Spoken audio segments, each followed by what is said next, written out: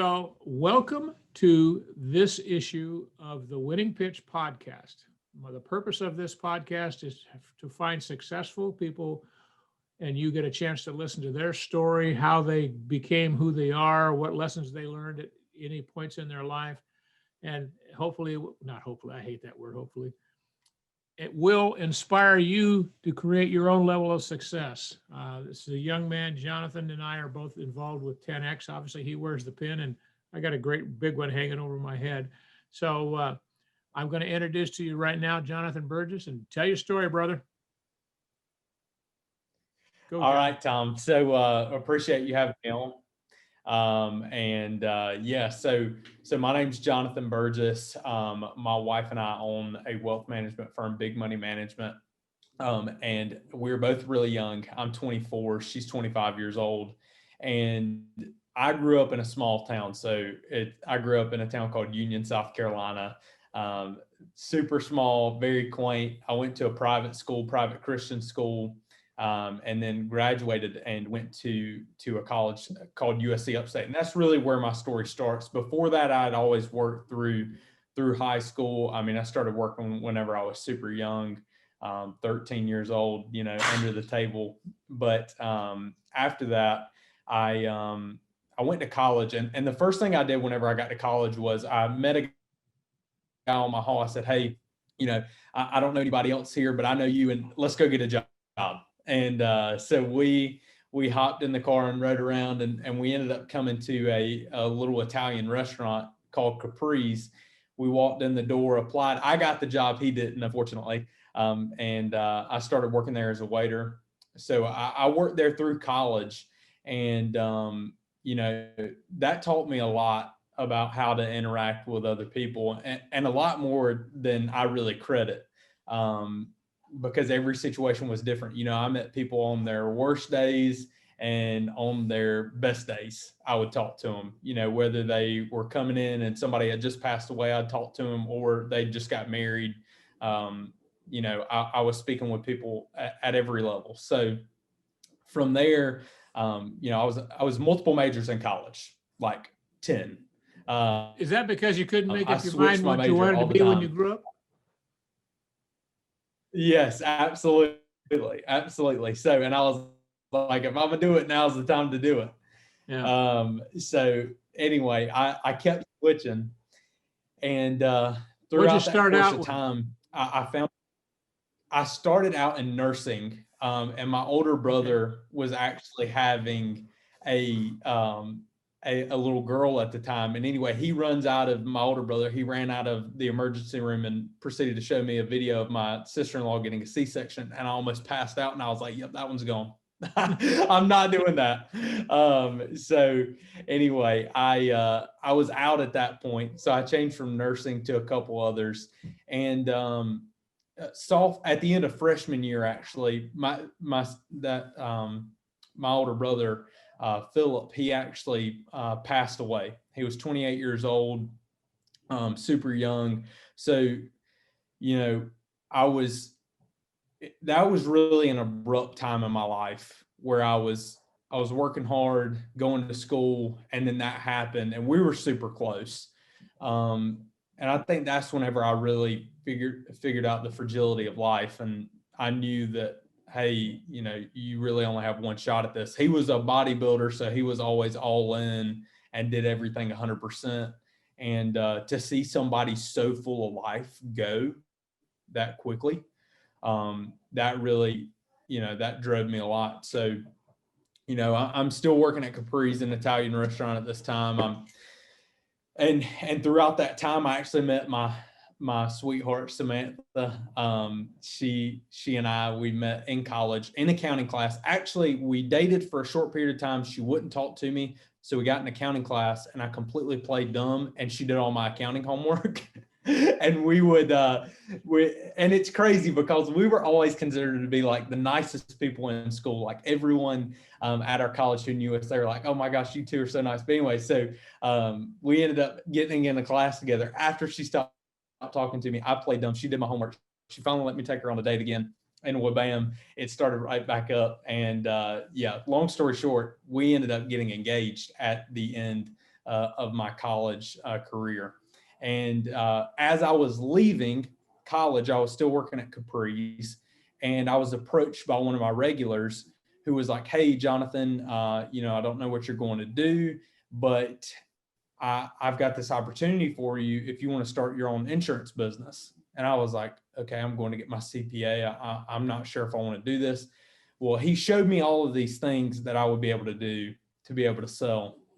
And then he showed me life insurance, and life insurance immediately clicked with me because my older brother, he had a life policy, and it paid out to my sister-in-law and my niece. So immediately I knew I had a conviction with it. I could get behind that. I can definitely make more of an impact life insurance than I can sitting behind a desk or in a cube farm. So, and that was my other opportunity to go, to an accounting firm. So I jumped straight into that and had no idea how to start a business. I was still in college at the time. I hadn't even graduated. I started my first business November 1st, 2018, got married November 2nd. We shortly after bought a house, my wife and I did. So all of these things happened in a mass amount of time. And we actually grew a very, very successful insurance agency.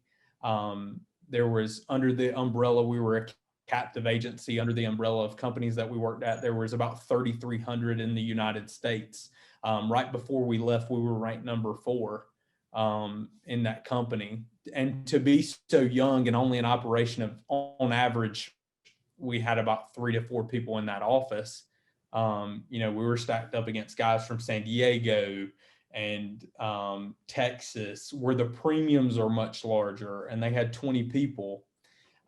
So we were selling a lot of insurance for our size office.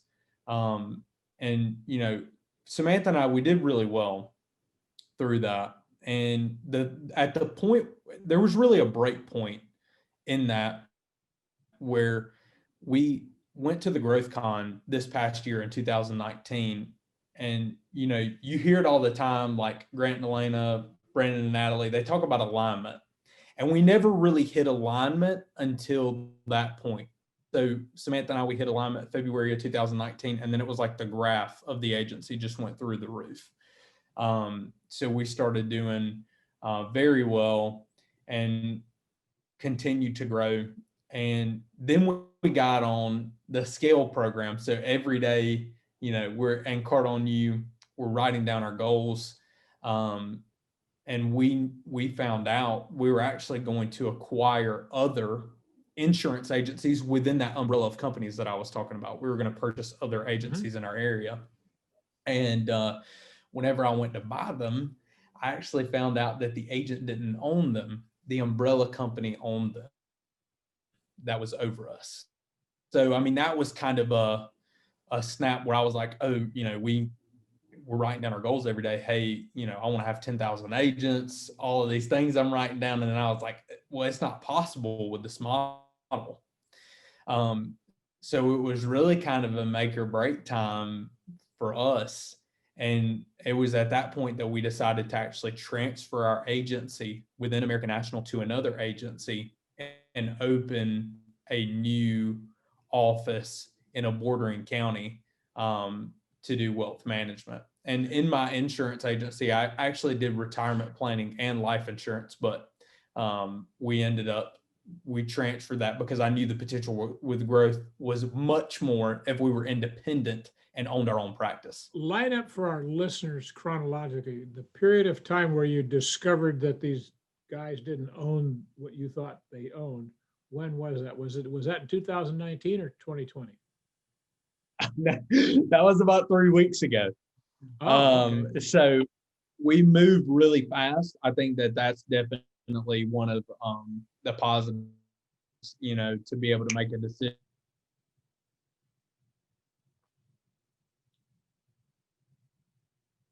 For 20th, maybe. Yeah, you're freezing up on me. I have no video and no sound from you, Johnathan. Can you hear me? Go pick them up. So that's whenever we found out. But you got to make decisions fast. Yep. So Awesome. So take me back to when you were 6 years old. Tell me about something that happened to you when you were around that age that created the person that you are today.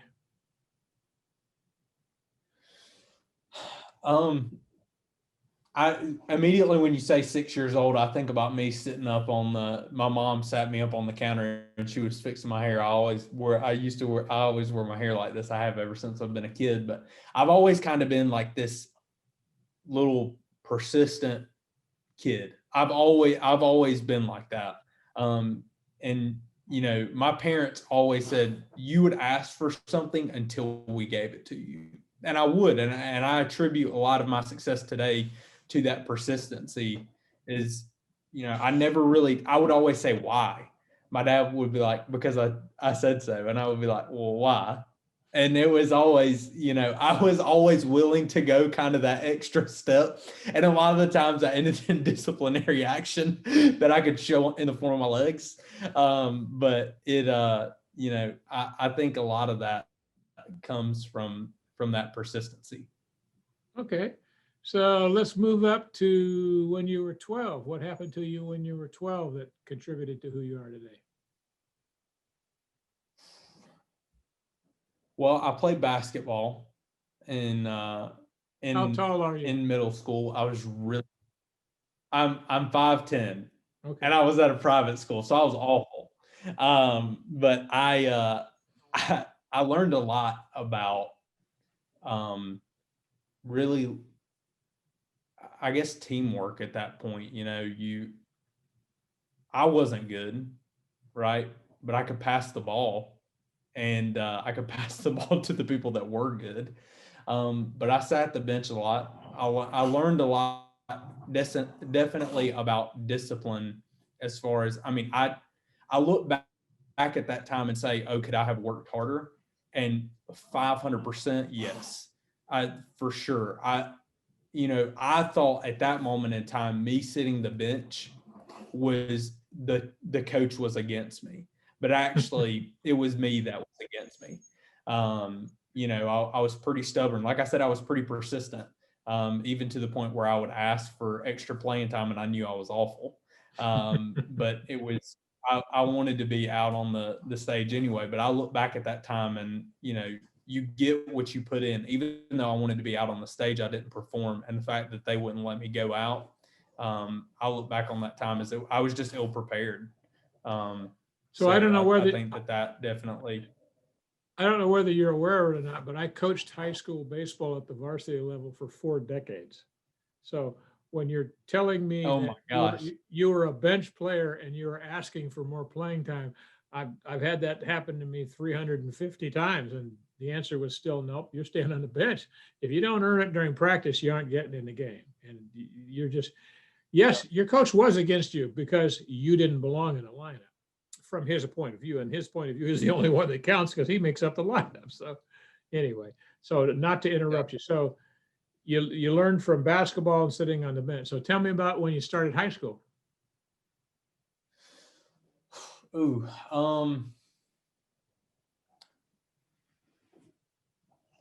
I mean, high school was different. I think that's whenever I kind of, I don't want to say the high school that I went to was, it was a private school. So I spent actually a lot of the time not in school. I would go to college courses. So I was kind of like the guy who was like minimum effort in. I didn't study and I still made A's somehow. But I really never dove into school. I really just did the minimum effort to get by, and I worked a lot of the time. So I would just, if we had a big exam and I knew what was on it, 90% of the time I'm not going to study. I'll just glance over everything before I walk into the test. But I would work. I actually worked as a cook all through high school. So I would go in and work from 4 o'clock to 10 o'clock at night, study for an hour and then go in the next day. But I was always looking at, I think I was always looking at what really mattered, from a sense of I never thought that what I was doing in high school would really attribute much to my success, whereas I knew that the money that I made would. Um, So what so did you do with the money that it you was, were making? I spent it. I spent it all. I did What not good is save it a if you're not penny. going to spend it, right? Yeah, I know. I literally walked away with nothing. I worked a lot. I spent a lot. That was kind of like my fun money, I guess. And then I So would what did, ask my parents for more. what did you spend the money on besides car, girls, and clothes? Nothing. Just There's those three. nothing left, is there? Those are pretty big numbers. And taxes. And taxes. Of course, you paid your Yeah. taxes because the federal yeah. government steals it from you before you get it. That's why. Yeah. So So, no, mostly, yeah. and I suppose that during high school, you no longer tried to be on the basketball team? No, I did actually. Okay. I did all the way. Yeah, I played all the way through high school. I definitely probably gave my coach a super hard time. Finally, he let me play the last game I ever. It was really my senior year. I kind of kicked on with the. There's a saying. It's I don't know if you've ever seen this. Doc Rivers. He talks about Ubuntu. Have you seen that? You're going to have to tell me before I know. I'll tell you whether I Okay. saw it or not. So Doc Rivers, whenever the Celtics won, I guess in 08, they lived and breathed this thing called Ubuntu. And it was, I can't be all I can be unless you are all that you can be. So what he did was he embodied that with his players, and they all knew that each of them were individually responsible for themselves and making the other players better and holding them to that standard. And we were never really good at high school basketball, but my senior year, we made it to the state playoffs. But that was my best game ever. I passed the ball a ton. I shot very rarely, and I made every single shot that I shot that game. That was my best game, last one. But I think it was really that last game, which is too late. But that last game was really whenever it clicked with me that I couldn't be all I could be without everyone on that team being all they could be, and bringing that into business is, oh my gosh, amazing. Okay. So I take it that teamwork is one of your core values for your company then. Yeah, definitely. Okay. And so now you've gone through high school, you graduated from high school, and then you went to college. Tell me about college. And you were in college for 4 years or 5? Five. Okay. Take me through that journey. Whenever I went to college, it was definitely a rude awakening. Not so much a rude awakening, but it was like a whole new world. I had never interacted with people on that scale. I had always gone to a school that had maybe, 8 or 9 people in a class, and then now there's 300 or 400 people. So interacting with all these people on a daily basis was completely culture shock to me. I joined a fraternity whenever I got there my freshman year, and ended up becoming the president of that fraternity. But that was definitely the hardest job I've ever had, is being on top of 40, 18 and 19-year-old guys and trying to control a room. It was an experience, but I learned a lot in college about interacting with people through work at Capri's, like I was telling you, and also through running that fraternity. I mean, the everyday struggles were insane, what you would go through to try to get all these people to communicate. And it really I learned a lot about persuasion, I think, then, and getting people on the same team. But that was, huge learning curve for sure. So tell me about the funniest thing happened to you as the president of that fraternity. Either the funniest thing that happened to you or in the group that you were attempting to control. Oh my gosh. There's so many things. I would say my favorite thing and this is just because of the dominant personality type that I am. I'm very competitive. Was we always had what was called a see, I don't even know that it's recruitment week, where we would recruit new guys into the fraternity, and both pledge week, both fraternities would set up on the quad, so in the main area campus, and they would have 2 tents. And there was only 2 fraternities at our school, so one year I was like, we're going all out. We're going to put them in the ground. We're literally, everybody's going to, so they were like, well, what are we going to do? I said, we're going to roast a whole hog, and I'm going to pull my truck up on campus, and we're going to burn wood. So anyway, people told me, they were like, you can't have that. You got to talk to the fire marshal. You can't do that. Anyway, I talked to the fire marshal, met him out there. I literally pull up a whole hog smoke, like this huge contraption on campus. And I have a whole pig in my bathtub the night before. We go out there with ice on top of it. And anyway, so we're out there, and I'm like chopping wood with, I mean, and you think about it now, as liberal as colleges are, I'm out there with an axe chopping wood, burning firewood on campus. And every time the wind would blow in their direction, I would chop as much firewood as possible and open that thing up. And I promise it was the equivalent of a concert style smoke, just going all, like literally every opportunity. But we did recruit like 20 people that year, and we only had 20 people in our fraternity. So we doubled in size. But it was a lot of fun. But I'm sure there's more, just not coming to me right now. So tell me about the toughest decision that you had to make as a president of a fraternity.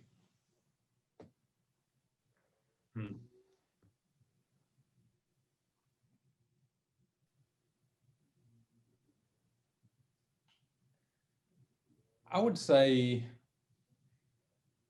I'm trying to think. Anytime we had to kick somebody out, that was probably the hardest thing. And I mean, just breaking it to other people that, hey, you got to roll. And I think we might have done that to, like, at the end of that year that we took on 20 people, I think we might have let, I don't know, 6 or 7 people go out of it. And that was, I definitely got a lot of backlash from that. There's probably still people who don't like me for those decisions, but yeah, that was probably Well, without giving any names, what kinds of things does someone do to get kicked out of a fraternity? Not pay the fees. So we would have a lot of guys who just wouldn't pay, but they'd be super guys.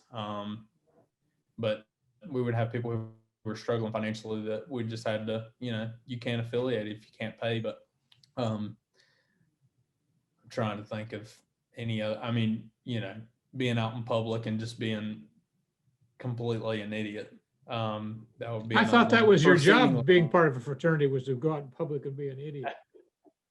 The reason I'm very serious about this, because I only went to college for a couple of years, and I never thought of joining a fraternity. It just wasn't something that kind of that I thought I was supposed to do. So I've never really looked in it. So I really don't know anything about the life other than watching movies. And I'm sure that everything in the movies is an overblown situation that can't possibly be that much fun. So, yeah.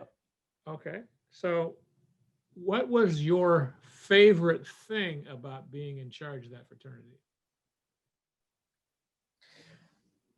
I would have to say the connections that you built through that were, I don't want to say that a lot of the stuff that you see on TV is, a crazy farce, but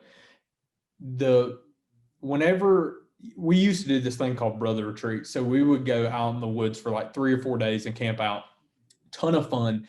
And, we'd have a good time throughout, but really everybody got around the fire at night, and we would all just have, 20 guys, really, 20 to 40 guys around a fire. And we would let one person talk kind of about what was going on in their life, and really listening and just being around that person, with 20 or 40 guys. I don't know whenever I'll ever be able to do that again, but definitely like seeing another human open up and being surrounded by people that, really care about them, I would say that I was very proud to be a part of that whenever that was happening. So For sure. what stops you from doing that with your employees? No, I don't think I've ever been stopped from doing that with my employees. I always, would tell them, hey, if you guys have, I'm an open door. Like if y'all have anything going on, I always said if I ever needed to leave, I would just go on a walk. Like if I just wasn't in it that day, I would just walk out of the office because the energy in that room is so important. So no, I would say we never did that, like got a fire and got around and talked about what was going on. But I would say to an extent, we always had kind of like an open door to that. Okay. All right. So if you could go back now at your ripe old age of 25 or 24, excuse me, and talk to Yeah. your 5-year-old self, what would you tell yourself?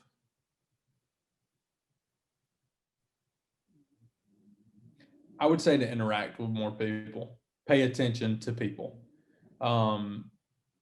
We get so zoned in and focused about what we want. I mean, today it's just so materialistic. Like, you want the certain thing, so you go after it. For me, I always wanted things like a particular thing. Like whenever I was a kid at 12 or 13, I wanted an iPod, and I would do everything it took to get that iPod. And I was so laser focused on that I never really took the time to interact as much as I should have with the people around me. So, I mean, I would say that's it, just focusing on other people, because at the end of the day, how successful you are is really dependent upon the people that are in your life, because you can really only do so much. So I would definitely, just listen, be an open ear, and really pay attention to other people. Okay. More What would than you I tell did. your 12-year-old self? Get better at basketball. Who is going to Um, get you? Who is going to get you better? yeah. We had a basketball court that wasn't too far from our house, so I could have really gone down there a little more and probably found someone to mentor me. But yeah, I mean, I look back and I know I could have been so much better than I was. And it wasn't done because I never repeated the things that hurt the most. I couldn't dribble with my left hand, so I just always dribbled with my right hand, and I never touched the left. So if I could go back to being 12, I would only dribble with my left hand. So I mean, just focusing on the things that really brought me the most pain. So if you could go back and tell yourself on your first day of high school, what would you tell yourself? Save that money. Not save it, store it. Store it. Store it for something in the future. But yeah, I would have, as much as I work, there's, cumulatively over that amount of time, there's no telling what I could have really accomplished whenever I got into college, and after college, even having that. Okay. If you could go back to the first day that you started college, what would you tell yourself?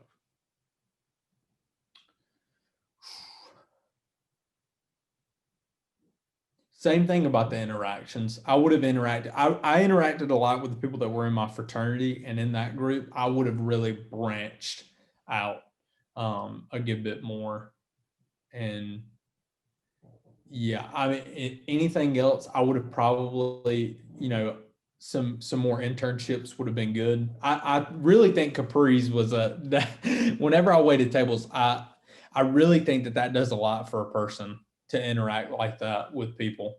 I would have just interacted with people outside of my web. Okay. So thinking about working at Capri's, tell me about your single best day or event. Tell me exactly why, and be very descriptive and put the listeners there with you. Okay, so I walk into work and I'm about 18 at the time, and I find out it's the holidays. So it's about this time of year, a little bit after this, and everyone had called out. Most of the time there was 8 servers in this place, and there was only 2 of us, and there was multiple parties that came in. The place was packed. On a normal night there, I would make maybe $100, or over $100. I was competitive, but whenever all those people came in, I think about the volume of people that were in there and how many people I waited on that night and how forgiving they were with me, even though I only maybe talked to a table twice, and how much more I made. I think about what Grant says about, it's not so much being the best, it's about being the best known. And I guarantee you that night, I was the best known waiter in that place. And because it was so saturated, it was just so condensed. So yeah, I mean, I think that was the best night. That was kind of like my click, like, oh wow, to me, $200 a night was that cap. That night, whenever I did that, I was like, whoa, that was So that how was much? different. How It was much? How much kinda did like you make in tips that night? like $400. Yeah. It was a good. I don't know. That's probably not a lot for in California, but South Carolina, I mean, people No, are pulling up in. at 18, $400 a night in cash. That's still a lot of money.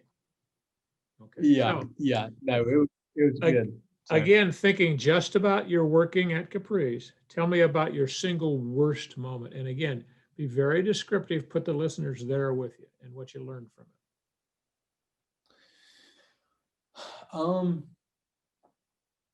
I would say after my older brother passed, I was really kind of like in this cyclical cycle where I didn't really know, you know, I don't know. It was a weird time in my life, and I decided to get 2 jobs. So I got a job working at a distribution center.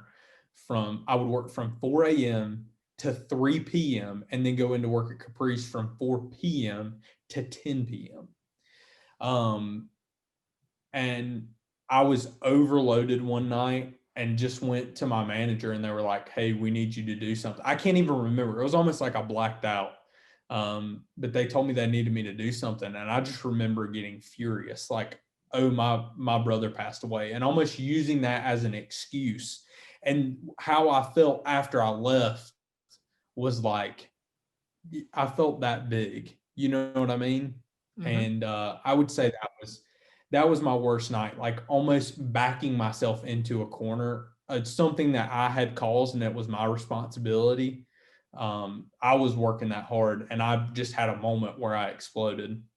So I would say that was my worst moment working there, was the attitude at which I directed towards the the managing staff there.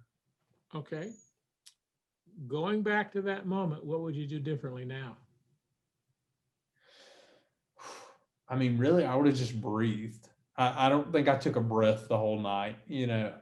If I could have just turned around and just, taken a breath, literally just taken one breath before I said anything, it would have been a completely different experience. So yeah, I mean, that's what I would have done for sure. So do you still go back to Capri's to eat dinner? Not that much, not that much. No, after eating there for 4 years and getting 50% off food, that kind of did away with that. So no, it's a super good place. So yeah. Cool, cool. So tell me about how you got connected with Grant Cardone. Yeah, so I was there was this intern program before I started my business in 2018, and it was in September, and I actually saw Grant at the beginning of September of 2018, and I was like, I don't know who this guy is. I've literally watched 40 of his YouTube videos straight. I got to go see him. He's at an insurance conference in a week. I did not have any money, Tom. I had no money. And I applied for every credit card I could. So I ended up getting a credit card. I got a suit. My wife got me a suit at the time we were dating. and I flew to Chicago, slept in the airport, and anyway, when I ended up seeing him at an insurance conference 2 months before I started my business. And out of the gate, I produced like 2.5 times the average agency owner that had been in the state for like 20 years. And that was really, I got to see him contextualize what he would do if he was in the insurance business, which was amazing. I couldn't put a price tag on that to be at the beginning, but I definitely had to make a lot of hard moves to make it there. But it was, So what did you get? What did you it get? was a good, Specifically, what did you get from Grant and seeing him at that insurance conference? money follows attention. I think I wrote it every day. Money follows attention. Money follows attention.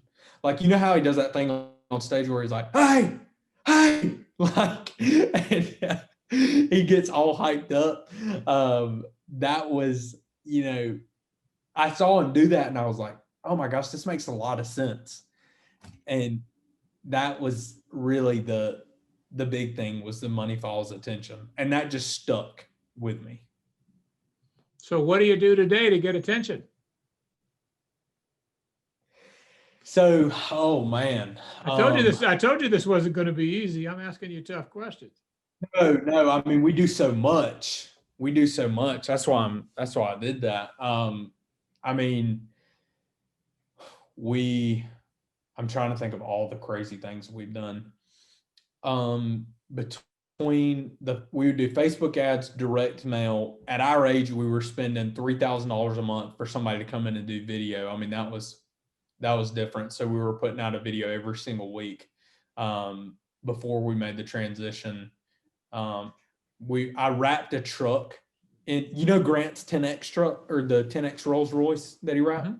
I wrapped my truck in my brand just like that in September of 2019. So that was really cool. And actually, what I just did was, I was like, what can I wrap now? Because I sold that truck. I was like, what can I wrap now to get a bunch of attention for our new business, Big Money Management? And the thing that popped out at me, I was like, Sprinter van. So anyway, last week, I bought a 2020 Sprinter that's lifted, and I'm wrapping it this coming week. And we also have the city that we live in is really cool, and they let you drive golf carts around here. Can I get you to repeat that? Because the internet connection would destabilize for a little bit of months. So the last thing that I heard you say was you bought the 2020 van. Now tell people what you did with it. Yeah, so I'm wrapping it. This coming week. So we're gonna wrap it in Big Money Management, and we're actually gonna build it out to be a mobile office. So that's exciting. Always in the financial industry, at least, I noticed that people rarely ever came to us. It was actually pretty rare that people would come to us. We would do most everything over Zoom, over the phone. And really the only time they ever came is whenever I booked an appointment and they came to us. So we are building that out to be a mobile office. So I'll actually go out and it's going to be actually a really cool, really, by the time we're done with it. But we also just got a golf cart, a lifted golf cart that we're wrapping as well, because you can drive. We're in the downtown area and you can drive them around here.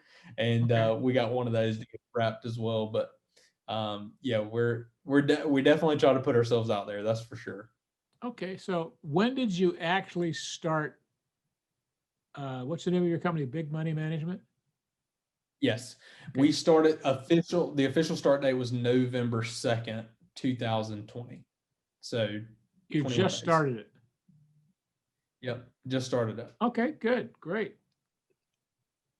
What company were you operating in, say, February of 2020? So we owned an American National agency. So we were captive. I don't know if you've ever heard of them. But Burgess I Insurance. haven't, but that doesn't mean anything. So we actually did something that was very, very beneficial. Most agents that were up under that wing, they would do Johnathan Burgess representing American National. Well, from the beginning, I didn't do that. We did Burgess Insurance Group. So that is what we put on everything. We put Burgess Insurance Group on everything and actually branded over that. So anyway, we always went by Big. We called it Big. So whenever we stepped out and did our new venture, we did Big Money Management. So it's definitely way out there. Okay. But that's the point, So knowing what you know about 2020 now, if you could go back to the 1st of March, what would you do differently? I don't know if I would do much of anything differently. And the reason I say that, it was at that point, whenever everyone was contracting, we actually hired that video crew to come in and start shooting video. We knew that everyone was pulling back, so we actually expanded out, and we ended up doing, 200% more that next month. And then it was just like boom, boom, boom. It just kept rolling. So I really wouldn't change anything about how we attacked everything in March. I think it was really good. So you made this decision to hire an outside agency that you're paying $3,000 a month to come in, and what exactly are they videoing for you? So they would shoot content based on, whatever we wanted to shoot. So with our content schedule, we did 3 things. We would either make people laugh, make people cry, or punch them in the eye. And that was what we focused everything on. We wanted to do, one of those things. So we would always shoot a funny video or something that's more touching or something that was kind of in your face. So they would come in twice a month and shoot, 2 videos and then come back and shoot 2 videos. And we were just kind of like on the cycle. What are you spending per month on videos now? We start this coming month, we're starting up the same arrangement. Have you given any thoughts to hiring your own video people and having them in your office? Definitely. That has been a big, yeah, that's what we originally tried to do. But it was just, we couldn't really find anyone in our area to do it. So that was the next best thing. It was kind of like plug and play here. And we actually reached out to them and they didn't have anything like it. I think we were actually their first client in that area doing it to that consistency. So, I mean, yeah, but no, definitely have thought about having somebody in-house. Yeah, I got into it when the lockdowns in California, I don't know what they did in South Carolina, but we were told we couldn't have any employees in our office. I had to do everything remote. I wasn't supposed to leave my house. And I couldn't go to the gym, and I was too fat and old to want to go to the gym anyway. So that was a great excuse, but I realized I had to take more control over my health. So I live in an apartment. I sold my house because I'm a Grant Cardone guy, and I sold my house and put the money in Cardone Capital. So I live in this tower, and I walk around the tower every morning for a couple of miles. And while I'm walking around the tower, I'm creating video content every morning, in videos that are anywhere from 1 minute to 8 minutes long. And I just started doing that every day. And I've probably, I hate to use the word probably, my guess is I've done 1,000 videos since the beginning of the lockdowns here in California. And then I realized, damn, I can't get this stuff out fast enough. So I hired a guy. I wanted him in my office so I could say, here's exactly what I want you to do. Go do it. And then I've hired 2 more since this. So now I've got 3 guys working in my office, and all we're doing is taking the video content that I create, taking the raw video, putting it out as a thing, a message of some sort. And then they go back to that video and take little parts of it out and create other little parts that go on a story or anything like that. And it's very, very beneficial. You'd be surprised how much content you've already created that you don't know you've created. But just by looking at the long stuff you did and take pieces of it out and create 30-second snippets. And just Grant always says, frequency precedes greatness. Just keep doing it, keep hammering it. And if you're not comfortable doing it, tell your wife to do it. I can hear her sitting in the background giving you cues. What's your wife's name? Samantha. Hi. Come over here. Come over here. Hey, how you doing? hair back. Oh, no, come on. You're, you know what? You're gorgeous and you should always be on the camera. And if you can't get this young guy that you've married, you do the videos. Thank you. Yeah, he loves being on video. You He should loves too. doing the videos. You're a natural. The camera I'm loves normally you. on your side, though. I'm normally the one In fact, interviewing. I don't know So if have you ever seen the interviews that Julie and I, my wife and I, do together? no, we haven't. You should see them. And you guys should start your own series. You've got people that are your power base that are your clients. Just sit down and commit. You know Brandon and Natalie, right? Yeah, I love Natalie. Well, think about that. They're sitting there and they're giving their message to the listeners, and then they start being husband and wife to each other, going back and forth. That's extremely entertaining when you realize that they're just human beings. They're just like the rest of us. Yep. That's my nugget for you. You guys need to do that. Yep. Listen, commit yourself to one a week. It'll become every day, and then it'll become a couple a day. Right now, my goal is to create 20 videos a day. And I realized that when I gave that to my video guy and told him, he says, I can't do that. What's stopping you? Well, there's not enough time in the day. So just hire some more people. And that's always the answer to everything. Just hire more people. Employees are free. If they don't produce something for you that doesn't create wealth, don't hire them. But hire people that create something for you. It's like, and I if you excuse me, because I'm old and gray, I think I have the right to tell everybody what to do. So I'm going to tell you what to do. How have you grown? You have a great following on social media. Is that just through your videos? I don't know where it came from. Or I just show up and run my mouth. When you say I've got a great following, which channel do you see me on? Instagram. I think there's 40, 50,000 people on there. Mhm. Yeah. That's impressive. Well, okay. For airplane taxes, that's pretty impressive. Yeah, it is. Appreciate it. It's so impressive that Instagram has choked off my channel. So I've created a new one. It's called Tom the Tax Guy. I'm no longer allowed to use my own name.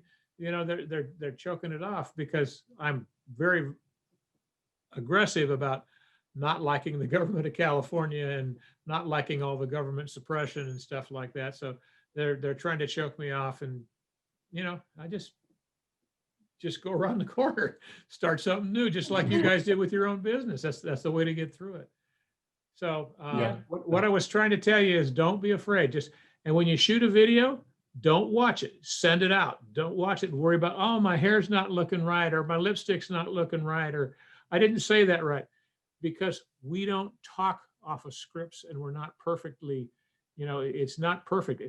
We get spoiled because we watch movies and we don't realize that it took them 42 cuts to make that one scene, and they want to get it all perfect. We don't talk that way. Talk natural. Say that, make your mistakes. Don't worry about it. If it's a big enough deal, you're going to correct it. And if it's not, it doesn't matter. Just get used to doing it. And once you get in the groove of making these videos, it's an addiction. It's an absolute addiction. Yeah. And it's great for your business. It's great for your business. So y'all need to send me some of your stuff, and I want to see you guys together now. And I want to see you individually. We've done a couple of them on YouTube. Every single one that we've done together got a lot more views. has got more views. Okay. Awesome. I cut my own hair too on camera, and I got a lot of views. Well, don't be afraid to be on camera. Don't be so shy. Yeah. Yeah. I didn't get any agreement from you, did I? Yeah. Yeah. So you guys are a team. Let the whole team be on the videos, and keep crushing it. I love the stories. And how far away are you from Savannah, Georgia? Not far. 4 hours. Yeah. About 4 hours. I love Savannah. Yeah, so do I. I have a brother who lives there and owns a couple of houses and has some BRBs there. And whenever I get a chance, I go there. The only thing I didn't like about Savannah was that Southwest Airlines didn't fly there, and now they're having flights there. So I have no excuse for not going there a couple times a year. The other thing I don't like about Savannah is I always gain weight. I can go up and I can walk around, but there's so much food and, Savannah food, you know what happens. You just have an extra Oh, yeah. bite or two. That's right. That is right. Okay, I've seemed to I'll have make it a dish. lost you again. There she is. Can you hear me? I can hear you now. Yeah. All right. So, Yeah, we're here. Samantha, if you could go back and talk to yourself sir. as a 10-year-old, what would you, now, knowing what you know now, what would you tell your 10-year-old self? I would tell myself to not be shy. I would tell myself to get out more. And I think that I've always been extreme. I've never really cared what anyone thought. But I've always been I think that it comes with the confidence and the knowledge. And I think that education, and I hated school. I failed out of school and I hated learning, but I think that education grows confidence and I know that I can do anything and be anything. And I think that if I was 10 years old again, I would tell myself to learn and to grow in that manner, because I've never really fit in with anyone and I've never really wanted to, but I've never really talked. So I was so shy. I was so quiet in high school. I was so quiet all through until college. So if you could and go even back, now, yeah, I mean, if you could go back to college, what would you tell yourself differently? not to be as crazy as I was.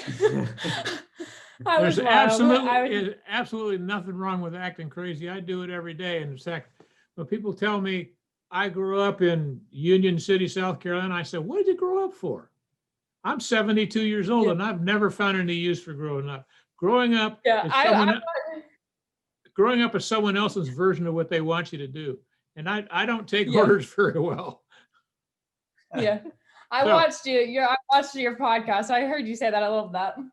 So, but in college, I probably would have not, I don't know. I wish I would have stuck to work a little bit harder, because I ended up dropping out my junior year and I went into a sales job selling furniture, and I grew so much more there. So what were you selling?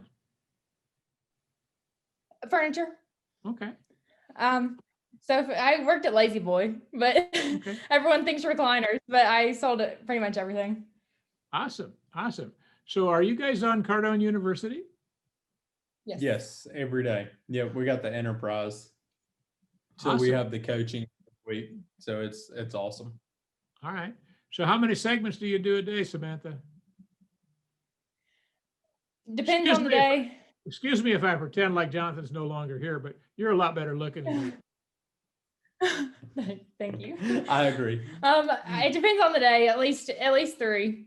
Okay. I try to do more. I really like the long form. So. Really? Yeah. Mm-hmm. Okay. Awesome. So I'm probably going to come to Savannah because I go to the Gulfstream factory there fairly often, besides going to see my brother. So let's get together, and we won't go to Capri's for dinner. We'll find someplace nice. Absolutely. Okay. I would love to. We will do that. Yeah, that would be great. We will definitely be there. Let's do that. So for both of you, we're pretty close to our hour. If there's anything else that either one of you wants to say as an individual or as a group, communicate it. The whole world's going to hear everything you have to say. I would say look at the people around you a little bit more, pay attention to them. And, I said that earlier, and that was really from a macro perspective, but now I'm pulling to a more micro perspective. So, the people that are around you on an everyday, daily basis definitely contribute to the average individual that you are. And the biggest leaps that we've seen ever is actually not whenever someone came into our life, but whenever someone came out, the wrong person came out. And that's nothing against that individual, but everyone has different goals and dreams and mindsets. And whenever we were able to see our business from a full lens is whenever we were able to pivot and move. And it may have been super uncomfortable. Like at the beginning, very it was scary. It was almost like a gut wrench, but we knew for us to go from, having a seemingly large income at 24 to where we wanted to be, it wasn't possible with the structure and where we were at. So really there was a cap to what we were doing, and that cap was almost placed on us by the people that were around us. And whenever we pulled that out, we were able to take a large jump and start a new business in which we absolutely had no cap at all. Yeah. You've heard the law of woods, right? John, So natural the stuff. operational, the top performing person in that company was making $2 million a year, which wasn't where we wanted to be. And we were ranked number 4 for sure. We were going to hit it the next year. So it was a scary jump, but we knew we had to do that if we wanted to go past. Yeah, So. Absolutely. because we knew that with their structure, we couldn't go any further. So, I mean, that would be the biggest thing. It would be to really look at the people around you and make sure that they're not putting their lid on you, because that's their success point. Don't let someone else's success point Completely define where you. understand it. Yep. So you're back. Good. It froze for a little bit. So just so that you know this, I'm leaving tomorrow and flying to La Paz, which is, if you know where that is, that's down off of Baja, California. And then I'm going to spend 4 or 5 days there.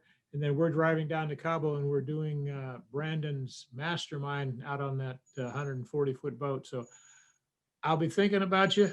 I'll be talking about you, and it'll all be true. So Awesome. is it- Thank you all right. so much for having us on. It was great to talk to you.